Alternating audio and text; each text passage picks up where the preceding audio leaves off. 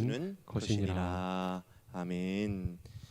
이 밤에도 주님의 은혜를 사모하여 나오신 우리 모든 성도님들 주님의 이름으로 사랑하고 축복합니다. 오늘도 하나님께서 이 밤에 특별히 우리에게 준비해 놓으신 은혜가 있는 줄로 믿습니다. 그 은혜를 다 받아 누리시는 우리 성도님들 되시기를 주님의 이름으로 간절히 축복합니다.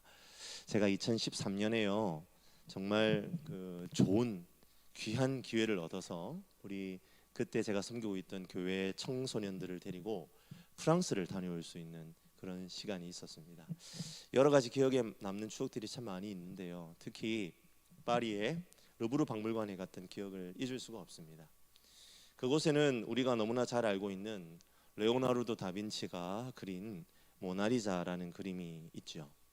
제가 가서 실물을 보고 두 가지에 크게 놀랐습니다. 제가 첫 번째로 놀란 것은 그 크기 때문에 놀랐습니다. 저는요 그렇게 작은지 몰랐어요. 우리가 인터넷이나 그림책으로만 봐서 그 크기가 얼마나 되는지 잘 모르지 않습니까? 그래서 보통 유명한 그림들은 큰 캔버스에 그리니까 그냥 적어도 좀 큰데 멋지게 그려지지 않았을까 예상하고 구경을 갔어요. 그런데요 A4 용지보다 조금 더 큰 사이즈 정도밖에 안 되는 겁니다. 그래서 와, 크기가 가치를 결정하는 것은 아니구나 라는 생각을 했었더랬습니다. 두 번째로 제가 놀란 것은 그 모나리자라는 그림을 결코 가까이에서 볼 수 없었다라는 점에서 놀랐습니다. 그림으로부터 거의 한 3-4m 정도 되는 거리에 바리게이트가 쳐져 있습니다. 그러니까 그 안으로 못 들어가는 거예요. 가까이에서 그림을 보는 게 불가능합니다. 그러니 생각을 해보십시오. A4보다 조금 더 큰 사이즈의 그림을 그렇게 먼 거리에서 본다고 한번 생각해 보세요. 그 모나리자 얼굴이 제대로 보이겠습니까? 잘 안 보이더라고요. 너무 사람들이 많이 몰려 있어서 그 자리에 오래 머물러 있지도 못했습니다. 내가 저 코딱지만한 걸 보려고 이 고생을 해서 여기까지 왔나 막 그런 생각이 스치기도 하고요. 그 자리에 좀 더 머물러 바라도 보고 다빈치가 어떤 생각을 하면서 저런 그림을 그렸을까 그런 생각도 하고 그런 게 감상이잖아요. 그러니까 어떻습니까? 그런 의미에서의 감상이 불가능한 그런 상황이었습니다. 그런 감상을 떠올리기에는 빵점에 가까운 르브르 박물관에서의 경험이었습니다. 그런데 그 모나리자 그림 한 켠에 그 모나리자 그림이 걸려 있는데요. 그 한 켠에 한 무리들을 보았습니다. 아마 프랑스 학생들인 것 같아요. 근데 얘네들이요 막 열심히 뭘 막 받아 적고 있는 거예요. 그 해설사가 이제 모나리자 그림에 대해서 막 열심히 설명을 하고 그리고 그 해설사 옆에는 그 모나리자 그림에 대한 정보가 하나 가득히 적혀 있습니다. 뭐 프랑스 말로 영어로 저는 영어나 프랑스 말을 잘 몰라서 해석은 안 되던데 하여튼 막 그걸 보면서 애들이요 막 해설사의 말에 귀를 기울이면서 막 그리고 막 그 인포메이션을 보면서 막 열심히 쓰는 거예요. 막 열심히 막 아마 숙제인 것 같아요. 이거 안 써서 내면 안 되는가 봅니다. 열심히 쓰는 거예요. 그러면서 그 학생들하고 자연스럽게 제 모습이 비교가 되는 거예요. 저는 비록 제가 생각했던 것보다 크기도 너무나 작고 그리고 거리도 너무나 멀고 그래서 이게 뭐 구경다운 그림도 구경도 제대로 못한다. 이거는 빵점에 가까운 감상이다라고 했지만 그래도 저는 어떻습니까? 그렇죠. 감상이란 걸 하고 있잖아요. 그런데 저기에서 그 그림을 해설하는 그 해설사의 입만 바라보고 있는 그 학생들 그들과 나는 참 이게 차이가 나는구나라는 생각을 하게 됐어요. 쟤네들은 이 모나리자는 감상의 대상이 아니라 그저 쌓아야 할 지식의 대상에 불과하구나라는 생각이 들더라는 거죠. 사랑하는 성도 여러분, 우리가 미술 작품을 감상한다라는 것은 그 앞에 머물러 있는 것입니다. 우리는 어떤 작품에 대해서 많은 지식을 가지고 있고 그 배경을 잘 이해하며 그 작품이 어떤 학파, 어떤 양식으로 제작되었는가 그걸 아는 것을 감상이라고 하지 않습니다. 그런 많은 지식을 가지기 위해 미술관을 들락날락 거리면서 그 작품 밑에 남겨져 있는 해설란의 세부 설명을 전부 공책에 받아 적는다고 해서 우리는 그것을 감상이라고 하지 않는다는 거죠. 저는 오늘 본문에서 예수님과 대화를 나누는 무리들을 그때 열심히 해설사의 설명을 듣고 있던 그 프랑스 학생들과 어쩌면 좀 비슷한 처지가 아닐까라는 생각을 해봅니다. 사실 그림에 해설서가 붙어 있는 이유는 그림을 더 잘 감상하게 하기 위한 용도가 아니겠습니까? 그런데 그 해설서 자체가 목적이 되어버리면 도리어 감상을 방해할 수밖에 없습니다. 예수님께서 오병이어의 표적을 보여주신 이유는 그 무리들의 눈과 생각과 마음을 하나님께서 자기 백성에게 허락하시는 참 생명의 떡으로 인도하기 위한 용도였습니다. 모나리자 그림 옆에 빛이 되어 있는 해설서처럼 말이지요. 예수님께서 새로운 출애굽의 장으로 그들을 인도하고 있다라는 것을 이해할 수 있는 안목을 갖게 하려는 용도가 바로 이 오병이어의 표적이었다는 겁니다. 하지만 무리들은 그 오병이어의 표적에 자신들의 눈과 마음을 빼앗겨 버리고 맙니다.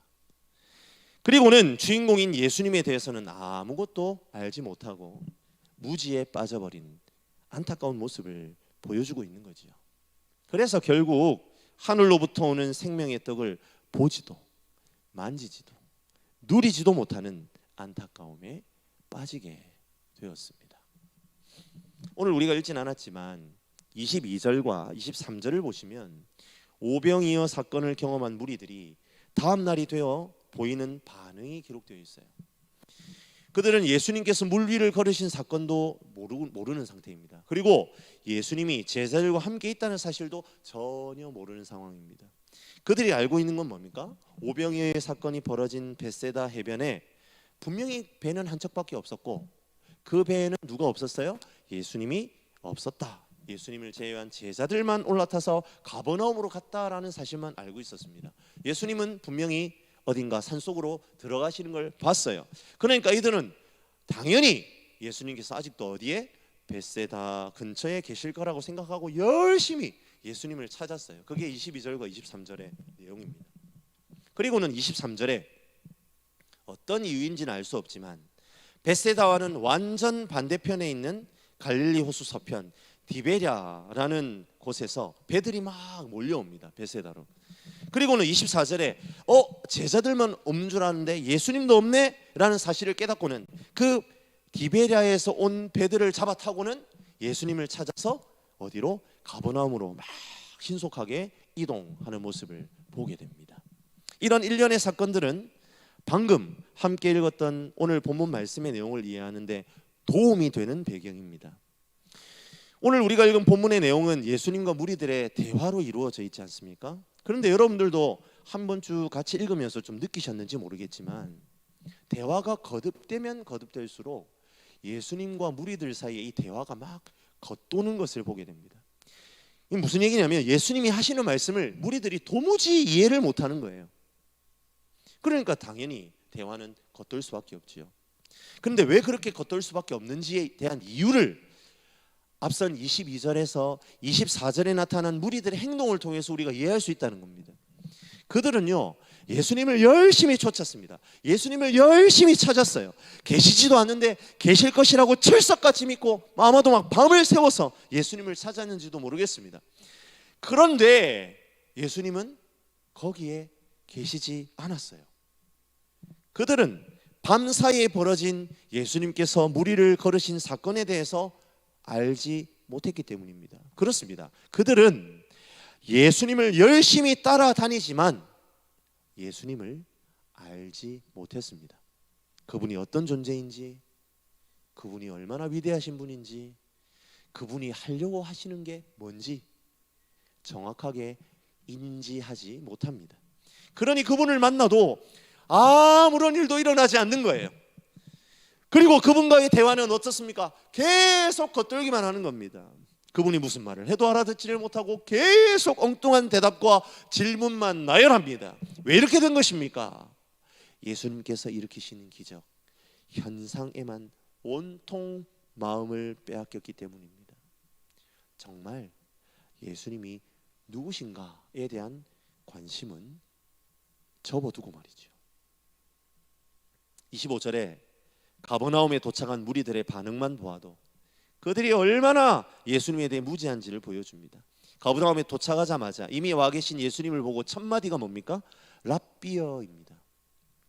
랍비라는 말은 선생이여 이런 말입니다. 물론 당시에 이 율법에 정통한 사람에 대해 최고로 대우하는 호칭이 바로 랍비입니다.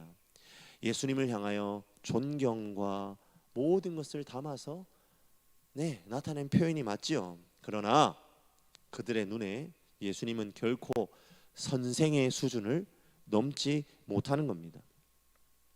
그들은 예수님을 메시아로 도무지 이해할 수 없는 것이지요. 이어서 그들은 예수님께 언제 오셨습니까? 라고 묻습니다. 그들이 가지고 있는 상식의 범위에서 분명 배를 타지 않으신 예수님이시기 때문에 그래 맞아, 예수님께서 분명히 걸어서 빙 돌아서 가버나움까지 가셨을 거야, 그렇게 생각한 거예요. 그렇다면 밤새 걸으셨나? 어떻게 우리보다 먼저 가버나움에 와 있을 수 있으시지? 이런 생각에서 이런 질문을 하는 거예요. 다시 한번 말씀드립니다. 무리들은 열심히 예수님을 쫓는 사람들입니다. 그런데 실상 그들은요, 전혀 예수님에 대해서 알지 못하는 사람들입니다. 그리고 예수님의 의중에 대해서도 전혀 관심이 없습니다. 그들에게는 어떠한 예수에 대한 이해나 지식도 없습니다. 그분이 그저 사람인지 정말 하나님의 아들인지, 그분이 베푸시는 기적이 중요한지, 그분 자체가 존귀하게 여김을 받아야 할 소중한 존재이지 그런 거에 대한 관심이 전혀 없어요. 그저 자신들이 경험한 기적에 근거하여 예수를 쫓고 그분께 관심을 가질 뿐입니다. 사랑하는 성도 여러분, 저와 여러분은 이 무리들과 완전히 다르다고 말할 수 있을까요?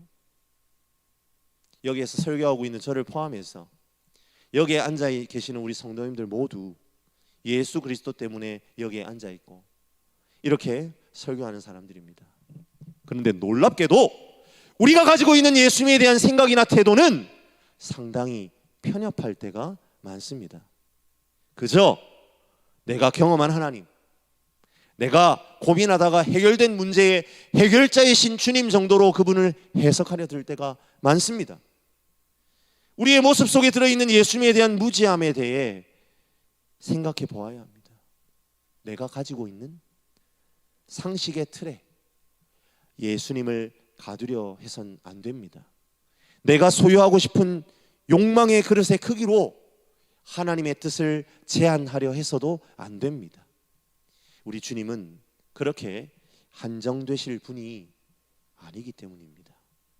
이 시간 나의 관심과 욕심을 내려놓고 하나님께서 우리의 삶에 원하시는 것에 귀 기울이는 저와 여러분들이 되시기를 주님의 이름으로 간절히 축복합니다. 그런데 참으로 감사한 것은 우리가 예수님께 어떠한 모형으로 나아왔든 그분께 나아가기만 하면 우리 주님은 우리를 있는 모습 그대로 받아주신다는 겁니다. 그리고 혹 우리의 질문이 잘못되었다 하더라도 그 질문에 성실하게 답해 주시고 결국에는 우리를 깨우쳐 주시는 분이 바로 우리 주님이심을 또한 믿고 나아가기를 간절히 축복합니다. 25절에 무리들의 질문은 예수님의 어떠하심에 대해 전혀 알지 못하고 알고 싶어 하지도 않는 관점에서의 질문이라고 제가 말씀드렸습니다. 그리고 그들의 욕망이 투영된 질문이기도 합니다. 그러니까 25절에 예수님께 랍비여 어디에 계셨습니까? 이거는 이런 질문이에요. 예수님 도대체 언제 여기 와 계셨던 겁니까? 우리를 배불리 먹이신 그 능력을 보고 당신을 쫓았는데 사라지셔서 제가 걱정했잖아요. 우리의 임금이 되어 한 세상 떵떵거리며 살아봐야 될 거 아닙니까? 왜 자꾸 우리를 피하십니까? 그런 의도의 질문 아니겠습니까? 예수님은 이들의 질문 속에서 그들의 마음속의 욕망을 이미 들여다보고 계셨던 것일까요? 26절의 말씀을 통해 이들이 제기한 질문에 대해서는 답을 하지 않으시고는 동문서답을 하시는 모습을 보게 됩니다. 우리 다 함께 한 목소리로 26절 말씀을 같이 한번 읽어보겠습니다. 예수께서 대답하여 이르시되 내가 진실로 진실로 너희에게 이르노니 너희가 나를 찾는 것은 표적을 본 까닭이 아니요 떡을 먹고 배부른 까닭이로다. 사랑하는 성도 여러분, 지금 예수님이요 26절에 하시는 대답은 사실 좀 이상한 대답입니다. 왜요? 지금 예수님을 쫓아오는 무리들은요 분명히 오병이어의 표적을 본 사람들입니다. 그러니까 이들이 예수님을 쫓는 이유는 표적을 본 까닭이 맞죠. 그런데 예수님께서는 너희들이 지금 표적을 본 까닭이 아니다라고 말씀하십니다. 그러니까 좀 이상한 대답인 거예요. 하지만 예수님께서 너희가 표적을 본 까닭이 아니요 떡을 먹고 배부른 까닭이다라고 이렇게 말씀하시는 그 의미는 표적 그 자체를 의미하시는 게 아니라 그 표적이 너희에게 주는 참된 의미를 너희는 보지 못했다. 너는 참된 의미를 본 때문이 아니라 너희들 단순히 배가 불러서 나를 찾아온 거다. 그렇게 얘기하시는 거예요. 그들이 오병이어의 표적의 이유와 목적을 깨달았기 때문에 지금 예수님을 쫓은 것이 아니다 이 말입니다. 기적의 이유와 목적 따위는 지금 예수님을 따르는 무리들에게는 전혀 상관이 없습니다. 과정 중요하지 않습니다. 그들에게 중요한 것은 단지 결과입니다. 그것만이 그들에게 유의미합니다. 예수가 오병이어로 기적을 베푸니까 떡도 고기도 푸짐하더라는 겁니다. 그래서 그 콩고물이 자신들을 만족시키니까 따라왔다는 거예요.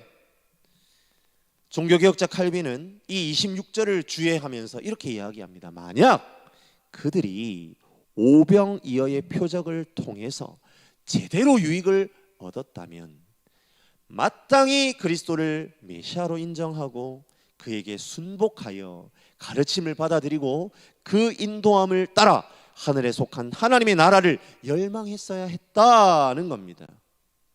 하지만 그들은 예수님을 그저 놀라운 기적을 일으키는 랍비, 조금 나쁘게 이야기하면 마법을 부리는 마왕 정도의 느낌으로 예수님을 대하고 있는 겁니다. 예수님은 그러한 무리들의 상태를 정확하게 지적하고 계시는 겁니다.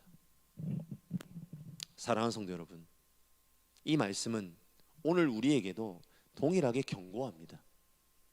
우리 각자의 내면을 들여다보라고 말입니다. 내가 교회를 다니는 이유, 예배의 자리에 서려는 목적, 설교를 듣고 찬양하며 기도하는 일에 힘쓰는 것이 나에게 있어서 어떤 의미인지를 말이죠. 예수님을 참 구주이시며 내 삶의 참 주인으로 인정하는 그것이 이유와 목적이 되어 우리는 지금 이 자리에 있는 것입니까? 아니면 우리 지금 이 자리에 무엇 때문에 있는 것입니까? 우리가 지금 이것을 확인하고 우리의 삶의 자리에서 우리의 삶의 예배를 통해 우리를 살리신 이유와 목적에 맞는 삶을 살아낼 그 힘을 얻기 위하여 우리가 지금 이 예배의 자리에 있는 것입니까? 아니면 무리들처럼 나의 개인적인 욕망의 뱃속을 채우기 위해서 그것에 여념이 없어서 그저 기도의 자리, 예배의 자리를 지키고 있는 것은 아닙니까? 그렇다면 만약 무리와 우리가 동일하다면 외람되지만 우리의 예배는 우상 숭배 그 이상도 이하도 될 수 없다라는 것을 기억해야 합니다. 우리 주님은 예배를 통해 참으로 하나님을 경험하고 우리의 삶이 변화됨으로 예수의 제자가 되어 세상 가운데에 하나님의 나라가 이루어지기를 고대하십니다. 예배는 그러한 하나님의 놀라운 계획이 설명되고 시작되는 놀라운 사건입니다. 예배의 자리에 나올 때마다 그러한 예수님의 의도와 목적을 깨닫고 그분을 온전히 바라볼 수 있는 저와 여러분들이 되시기를 주님의 이름으로 간절히 축복합니다. 이어서요 27절에 예수님께서는 떡을 먹고 배부른 경험을 한 무리들을 향하여 참된 양식에 대한 이야기를 이어가세요. 썩을 양식을 위해 일하지 말고 영생하도록 있는 양식을 위해 일하라 말씀하십니다. 여기에서 썩을 양식은요, 유한한 양식을 뜻합니다. 공교롭게도 사람들의 배를 채우는 양식은 썩을 양식입니다. 눈에 보이는 것입니다. 물질적인 것입니다. 하나님께서 사마리아를 지나가시다가 우물가에서 여인을 만나서 내가 주는 물은 영원히 목마르지 않는 물이다 라고 말씀하셨을 때 여인이 보인 반응은 기억하십니까? 그렇죠. 자신에게 생수를 무한정 공급해 주셔서 자기가 우물에 와서 물 길어야 하는 수고를 하지 않아도 되기를 원합니다. 그렇게 갈망했지 않습니까? 그와 마찬가지로 오병이어의 표적을 경험했던 무리들도 예수님께서 계속 기적을 베푸심으로 말미암아 비록 썩어 없어질 양식이라도 계속 채워주셔서 배부르게 해주시기를 갈망했던 겁니다. 그러한 그들의 욕망에 예수님께서는 어떻게 하십니까? 쐐기를 박아버리십니다. 그것은 하나님의 방식, 하나님의 나라의 원리가 아니야. 진정으로 너에게 필요한 것은 영생하도록 있는 양식이야. 그렇게 선언하십니다. 예수님이 주시는 양식은요, 지속 가능한 양식이란 말입니다. 영원히 썩지 않을 양식이랍니다. 썩을 양식은 그것을 먹는 순간은 배부를지 모르지만 지속되지 않습니다. 시간이 지나면 우리의 몸속에서 배설물이 되어서 배출될 뿐입니다. 그러면 또 새로운 것을 채워야 합니다. 하지만 예수님이 주시는 양식 그렇지 않다는 말입니다. 영원히 목마르지 않는 샘물처럼 줄이지 않는 양식을 주십니다. 그렇다면 여기에서 질문해 볼 수 있죠. 왜 썩을 양식보다 영생하도록 있는 양식이 우리에게 유익하다는 말입니까? 라고 질문할 수 있습니다. 예수님께서는 33절에 그 대답을 우리에게 주시지요. 우리 33절 같이 한번 읽어볼까요? 하나님의 떡은 하늘에서 내려 세상에 생명을 주는 것이니라. 아멘. 왜 영생하도록 있는 양식이 썩을 양식보다 유익이 있습니까? 그것이 세상에 생명을 주는 하나님의 방법이기 때문입니다. 왜 하나님께서는 유독 하늘에서 내리는 하나님의 떡으로만 생명을 주신다고 하시는 걸까요? 썩을 양식도 유익이 있습니다. 그 양식을 먹어도 생명은 유지가 돼요. 영양이 섭취되고 우리의 육신이 기능을 할 수 있습니다. 그런데 문제는요, 우리의 영혼입니다. 우리는 태어나는 순간부터 원죄를 가진, 즉 죄인으로 태어납니다. 죄인은 육은 살아 호흡하지만 영혼은 죽어 있습니다. 바로 영생하도록 있는 양식이 있어야만 그 영혼의 생명이 우리에게 있다는 말입니다. 하나님께서 세상에 생명을 주시는 방식으로 하늘로부터 오는 생명의 떡을 선택하셨다는 말입니다. 구원의 문제와 이 영생하도록 있는 양식이 연결되어 있음을 우리에게 이야기해 주는 것입니다. 그리고 27절 하반절의 말씀을 통해 예수님께서는 왜 영생하도록 있는 양식이 구원의 문제와 연결되는지를 자세하게 설명하십니다. 영생하도록 있는 양식 누가 준다고요? 그렇지요, 인자가 준답니다. 이 인자라는 표현은 예수님께서 공생의 사역 가운데 자신을 표현하시는 독특한 방식입니다. 하지만 오늘 본문 27절에 나타난 인자는 예수님께서 자신을 드러내신 방식으로 사용된 인자가 아닙니다. 여기에서 사용된 인자는 그냥 Son of Man이 아니라 The Son of Man, 그 인자입니다. 이것은 구약 다니엘 7장 13절에 나타난 그 인자이지요. 내가 또 밤 환상 중에 보니 인자 같은 이가 하늘 구름을 타고 와서 옛적부터 항상 계신 이에게 나아가 그 앞으로 인도되매. 제가 방금 읽은 이 다니엘 7장 13절에 언급된 인자가 오늘 27절에 나오는 그 인자입니다. 하나님으로부터 하나님 나라의 권세를 인침받음을 통해 위임받으시고 종말에 지극히 높으신 하나님의 구원받은 성도들을 그 나라의 영광에 참여하게 할 그 인자, 그러니까 예수님께서 영생하도록 있는 양식을 주도록 성부 하나님께서 인침, 도장을 딱 찍으심으로 위임을 받아서 그 일을 하신다는 거예요. 그 인자가 되어서 말입니다. 그런데 요한복음에서 이 인자와 언급된, 인자와 관련된 언급이 등장할 때마다 우리는 예수님의 죽으심과 연결된다는 것을 생각해야 합니다. 그렇다면 결국 그분이 성부 하나님으로부터 위임받아서 영생하도록 있는 양식을 내어주는 그 인자가 된다는 것은 결국 그리스도의 십자가 죽음과 연결되는 것입니다. 유월절 어린 양이 되셔서 죽임을 당함으로 우리에게 영생하도록 있는 양식을 주시고 우리는 그 양식으로 영원한 생명, 영생을 얻고 하나님의 나라를 누리는 것입니다. 그렇기 때문에 우리는 영생하도록 있는 양식을 얻기 위해 어떤 일을 해야 하는 것이 아닙니다. 28절에 예수님의 양식에 대한 이야기를 듣자 무리들이 이렇게 묻지요. 우리가 그러면 어떻게 하나님 일을 합니까? 예수님 29절에 곧바로 하나님께서 보내신 이를 믿는 것이 하나님의 일이다 라고 일갈합니다. 더욱 분명해졌죠. 우리가 하늘로부터 오는 생명의 떡을 누리는 방법은 바로 그 생명의 떡, 영생의 근원이신 예수님을 믿는 것입니다. 그렇게 또 말씀을 하니까 30절에 무리가 또 이상한 요구를 합니다. 그러면 우리가 당신을 믿을 수 있도록 뭔가 증명을 좀 해보세요. 이미 많은 표적을 행하셨지만 정말 당신이 그 떡을 주시는 분이라는 증거가 필요해요. 그리고 정말 우리에게 그 영생하도록 있는 양식을 주기 위해 무슨 일을 하실 수 있는 겁니까? 이렇게 묻습니다. 이들이 이렇게 예수님에게 요구하는 이유는요, 모세 때문이죠.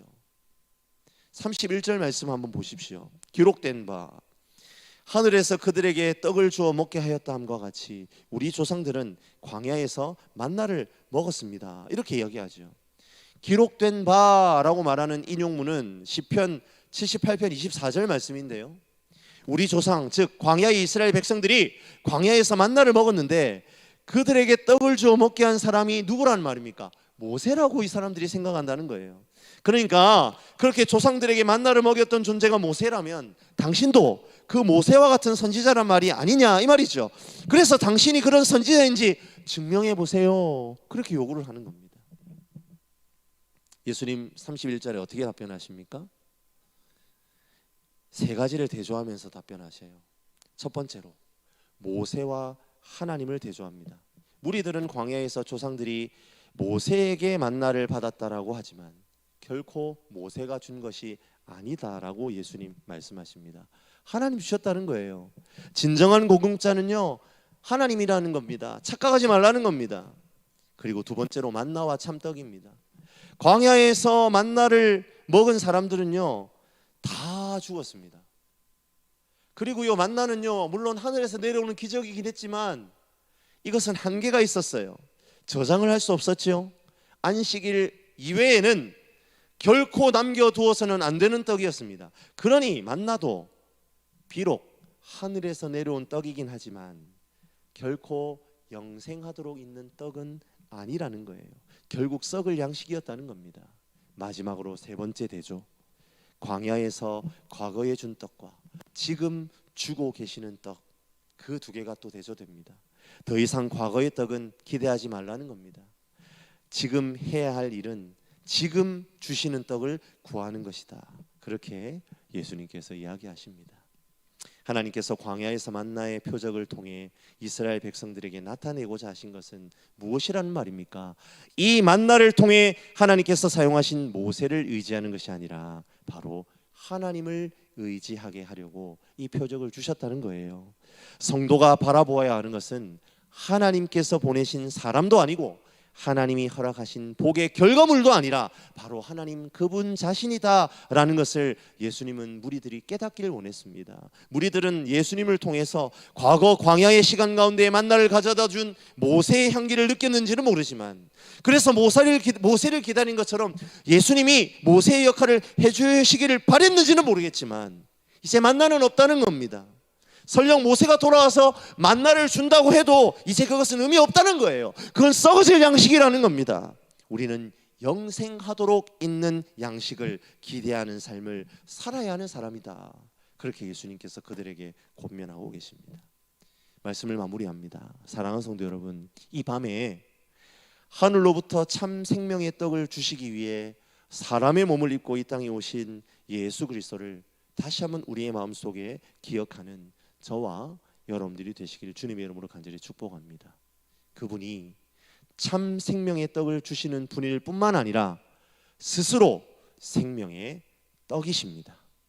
그래서 우리는 그 떡을 먹어야만 영생합니다. 그 떡을 먹는다는 것은 어떤 의미입니까? 그렇죠. 예수님의 메시아됨에 대해 정확하게 이해하고 반응하는 것입니다. 예수 그리스도를 나의 주, 나의 하나님으로 고백하고 믿는 것입니다. 그것이 바로 생명의 떡을 먹는 일입니다. 우리의 신앙을 점검해 볼 수 있는 귀한 기회가 바로 지금 이 예배의 자리임을 믿으시길 바랍니다. 그리고 그들은 율법의 전통을 잘 알고 모세도 잘 안다고 생각했습니다. 그리고 그러한 자신들이 지금 이렇게 로마의 속국으로 계속 살아가서는 안 된다고도 생각했습니다. 그들은 하나님이 약속하신 제사장 나라로서 이스라엘을 꿈꿨어요. 그 일이 예수님을 통해서 일어날 거라고 철석같이 믿었습니다. 훌륭하고 신비로운 힘과 권세로 자신들을 이끌어줄 유능한 지도자라고 믿었습니다. 하지만 그들은 예수님을 몰랐습니다. 그분이 진정으로 주실 수 있는 것이 무엇인지를 몰랐습니다. 그들이 꿈꾸어야 할 제사장 나라, 하나님 나라의 실체에 무지했습니다. 그 하나님 나라를 품는 방법이 무엇인지도 알 길이 없었습니다. 그들은 철저히 썩을 양식에 온갖 정신이 팔려 있었기 때문입니다. 이 밤에 하나님 말씀 앞에 자신을 정직하게 잘 비춰보는 시간이 되기를 주님의 이름으로 간절히 축복합니다. 오늘도 주님은 여전히 생명의 떡을 먹고 누리는 자리로 우리를 초청하고 계십니다. 이 시간 기도하는 가운데에 예수님께서 친히 생명의 떡이 되어서 우리가 그 떡을 누리게 하시고 또 많은 이들에게 그 생명을 누리도록 전하고 나누는 삶의 자리로 우리를 부르시고 계신다라는 것을 깨닫고 주님께 그것을 기도로 올려드리는 저와 여러분들이 되시길 주님의 이름으로 간절히 축복합니다. 하나님, 예수님이 참 생명의 떡이심을 믿고 그것을 의지하고 기대하는 삶을 살게 하여 주시옵소서. 그 귀한 부르심에 순종하여 예수 그리스도를 나누고 전하는 삶을 살게 하여 주시옵소서. 그렇게 매 순간 생명을 호흡하고 누리며 나아가는 저와 여러분들이 되시기를 주님의 이름으로 간절히 축원합니다. 우리 시간에 한번 간절한 마음으로 우리 첫 번째 기도 제목을 주님께 올려드리며 한번 기도합시다.